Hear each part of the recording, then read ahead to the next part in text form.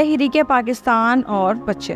تحریک پاکستان میں نہ صرف بڑوں اور بزرگوں نے حصہ لیا بلکہ بچے بھی برابر کے شریک تھے۔ اس طرح کی آج کچھ مثالیں آپ کے سامنے بیان کرنے جا رہے ہیں۔ یہ تقریباً پاکستان بننے سے پہلے کی بات ہے کہ ایک بچہ سڑک کے کنارے جا رہا تھا کہ اچانک پیچھے سے آنے والی گاڑی نے اسے ٹکر مار دی۔ بچے کے سر سے خون بہنے لگا اور وہ رونے لگا۔ ایک کافر کا ادھر سے گزر ہوا تو ایک مسلمان بچے کو روتا دیکھ کر اس نے طنز کرتے ہوئے کہا، مسلمان ہو کر روتے ہو؟ بچے نے یہ سن کر جواب دیا کہ میں اس لیے نہیں رو رہا کہ میرا خون بہ رہا ہے، اس لیے رو رہا ہوں کہ جو خون میں نے پاکستان کے لیے بچا کر رکھا تھا وہ اب سڑک پر بیکار ضائع ہو رہا ہے۔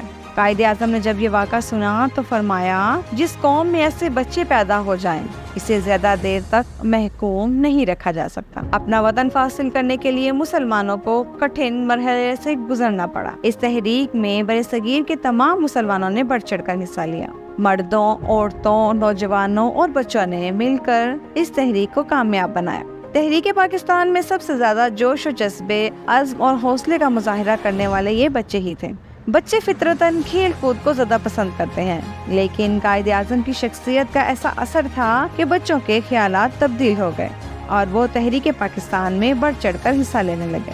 بچوں مسلم لیگ بھی قائم کر لی۔ قائد اعظم کے ساتھ بچہ مسلم لیگ کے اراکین کی تصویر بھی بنائی گئی تھی جو تحریک پاکستان میں بچوں کے کردار کی ایک یادگار ہے۔ یہ پرعزم بچے قائد سے بہت محبت کرتے تھے اور قائد اعظم بھی بچوں کو بہت چاہتے تھے۔ وہ بچوں کی معصوم باتوں سے بعض اوقات بڑے بڑے کام لیتے تھے۔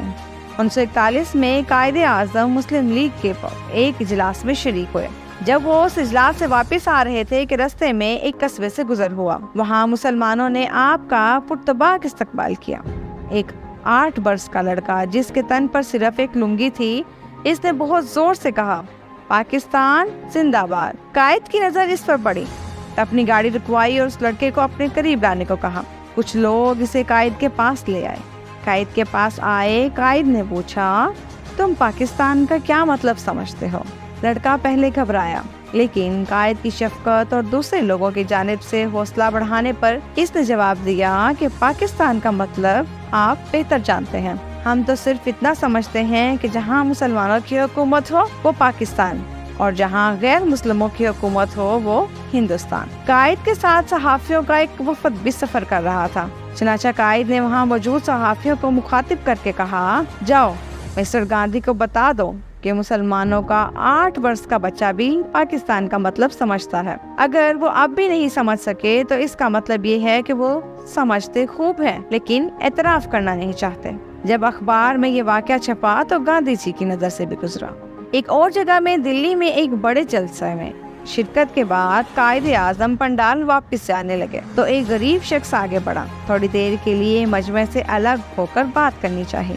ایک علیحدہ جگہ پر پہنچ کر اس شخص نے بتایا کہ وہ دلی سے چند میل دور ایک دیہات میں رہتا ہے۔ اس کی بیٹی نے رومال پر پاکستان کا نقشہ گاڑا ہے اور وہ اپنے ہاتھ سے آپ کو دینا چاہتی ہے۔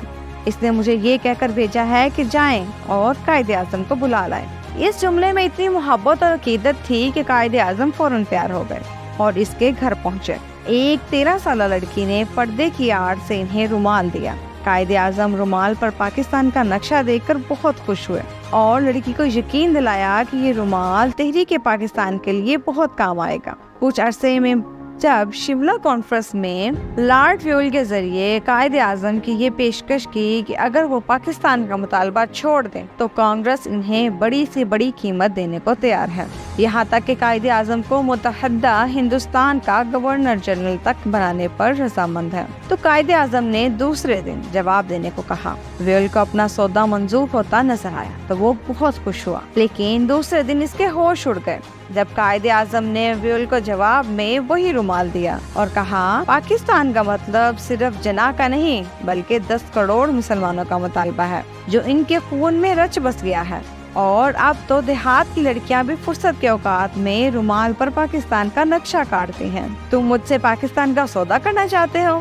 یہ بات تمہارے ذہن سے جتنی جلدی نکل جائے بہتر ہے۔ بچے قائد اعظم سے بہت زیادہ محبت اور عقیدت رکھتے تھے ایک دفعہ قائد اعظم تحریک پاکستان کے سلسلے میں مصروف ریل میں سفر کر رہے تھے۔ رات بہت تاریک اور سرد تھی۔ آدھی رات سے زیادہ کا وقت گزر چکا تھا کہ ایک اسٹیشن پر گاڑی رکی اور قائد اعظم کی نشست کے قریب کھڑکی کے شیشے پر دستک ہوئی۔ آپ کے ساتھی گھبرا گئے اور گزارش کی کہ کھڑکی بند رہنے دیں، لیکن بہادر قائد نے کھڑکی کھولنے کا اشارہ کیا تو کیا دیکھتے ہیں کہ دو چھوٹے چھوٹے بچے چادریں لپیٹے سخت سردی میں کھڑے ہیں اور آپ کو سلام کر رہے ہیں۔ آپ نے پوچھا، تم یہاں اتنی سردی میں رات گئے کیا کر رہے ہو؟ بچوں نے جواب دیا، ہم آپ کو دیکھنے آئے ہیں، ہمیں اخبار سے پتہ چلا تھا کہ آپ اس ٹرین میں سفر کریں گے، تو ہم نے اندازہ لگایا کہ آپ تقریباً اس وقت یہاں پہنچیں گے اور ہم آپ سے ملاقات کریں گے۔ قائد نے پوچھا، بھائی تم مجھ سے کیوں ملنا چاہتے ہو؟ جواب ملا، کیونکہ آپ ہمارے لیے پاکستان بنا رہے ہیں۔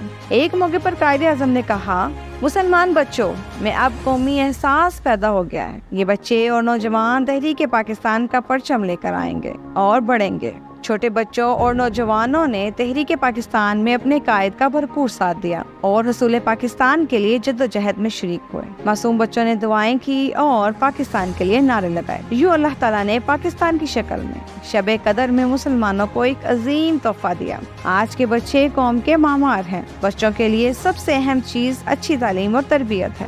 اسی لیے قائد اعظم نے ایک موقع پر فرمایا، طالب علم کا اصل کام کیا ہونا چاہیے؟ اپنی ذات سے وفا، اپنے ملک سے وفا اور اپنے مطالعے پر مکمل توجہ۔ امید کرتی ہوں آج کی ویڈیو آپ کو پسند آئی ہوگی۔ اسی طرح کی مزید معلوماتی ویڈیوز دیکھنے کے لیے میرے چینل کو لائک، شیئر اور سبسکرائب کرنا مت بھولیے گا۔ نیچے دیے گئے بیل آئیکن کو کلک کریں تاکہ ہمارے آنے والی ہر ویڈیو کا نوٹیفیکیشن آپ کو مل سکے۔ Thank you.